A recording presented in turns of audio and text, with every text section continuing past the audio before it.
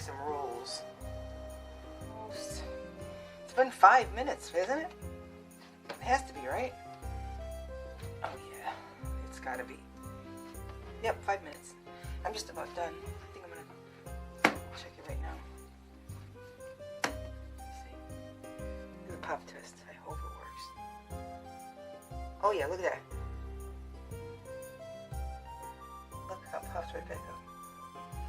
Look at that. I'm gonna check the dough and see where it is. Let's see. See, we wrap it up. Well, I was taught to wrap it up really. Oh, that's beautiful. That is. Look at that. Wow. Okay, now I'm gonna punch it down. I'm really not gonna punch it. I'm just gonna do this.